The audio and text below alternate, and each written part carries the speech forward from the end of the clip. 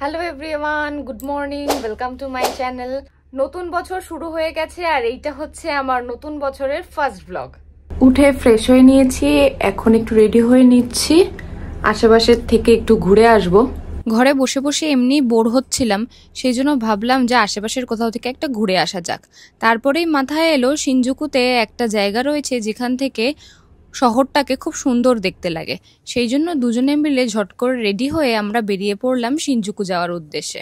প্রথমেই কাওয়াগুচি থেকে ট্রেন ধরে আমরা পৌঁছে গেলাম আকাবানে এবং সেখান থেকে ট্রেন ধরে পৌঁছে গেলাম শিনজুকু।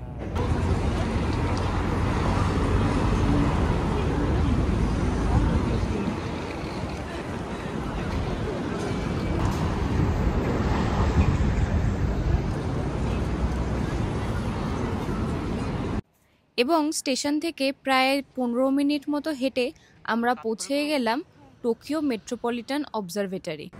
এই বিল্ডিংটার উচ্চতা এতটাই বেশি যে এর ওপর দিক থেকে সারা শহরটাকে নাকি অনেক সুন্দর দেখতে লাগে।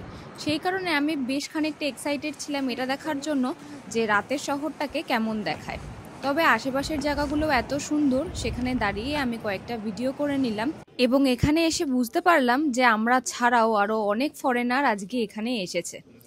এবং প্রথমেই আমাদের ব্যাগ চেক করিয়ে নিয়ে এলিভেটরে উঠিয়ে দেওয়া হলো। চোখের নিমিষেই আমরা পৌঁছে গেলাম 45 তলাতে। এখানে আসার আগে আমি যতটা এক্সপেক্ট করেছিলাম সত্যিকারেরই জায়গাটা অতটাই সুন্দর।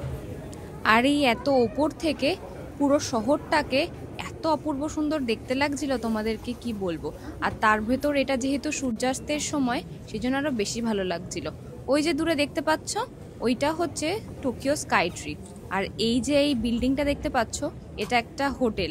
যে হোটেলে সাধারণত শুনে থাকি যখন ইন্ডিয়া থেকে কোনো মন্ত্রীরা আসে তখন তারা ওই হোটেলেই থাকে। এবং আরেকটা দিকে গিয়ে দেখতে পারলাম অনেক দূর থেকে খুব সুন্দর মাউন্ট ফুজিকে দেখা যাচ্ছে এবং এত অপূর্ব সুন্দর দেখতে লাগছিল কি বলবো। হয়তো সূর্যাস্তের সময় বলে এত সুন্দর দেখতে লাগছিল, অন্যান্য সময়ের সৌন্দর্যটা অবশ্য আমার জানা নেই। এবং এই জায়গাতেই বিক্রি হচ্ছিল জাপানিজ বিভিন্ন জিনিস, তাই চারিপাশটা ভালোভাবে ঘুরে দেখে নেওয়ার পর আমি চলে গেলাম যে এখানে থাকা জিনিসগুলোকে দেখার জন্য, যে এখানে কি কি জিনিস বিক্রি হচ্ছে। মাউন্ট ফুজির আকারের ক্লিপ, দাম 1540, খুব সস্তা দাম। তারপর এই যে মাথার ক্লিপের দাম 1650।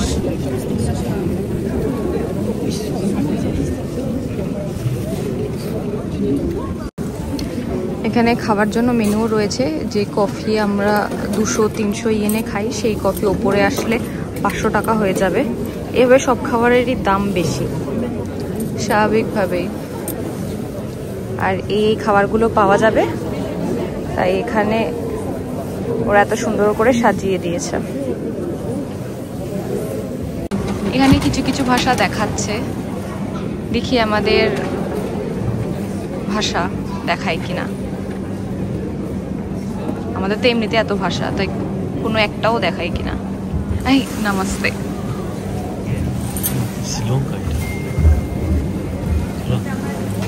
এরপর ওখান থেকে বেরিয়েই দেখলাম যে বাইরে খুব সুন্দর লাইট শো হচ্ছে আর সেইগুলো সবাই খুব মন দিয়ে দেখছে, তাই আমরাও চলে গেলাম একটু দেখতে।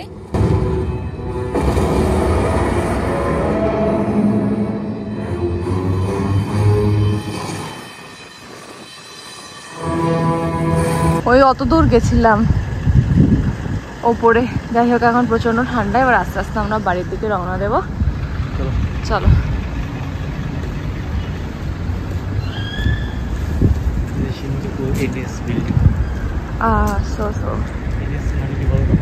কি গো?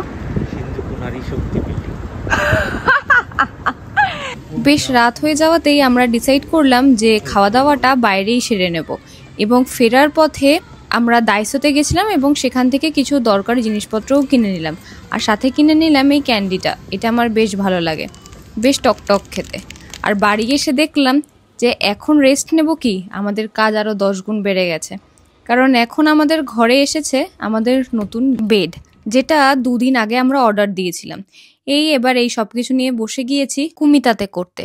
জাপানিজে অ্যাসেম্বলকে কুমিতাতে বলা হয়। তো সেটা করতে তো আমাদের বেশ খানিকটা সময় লেগেছে।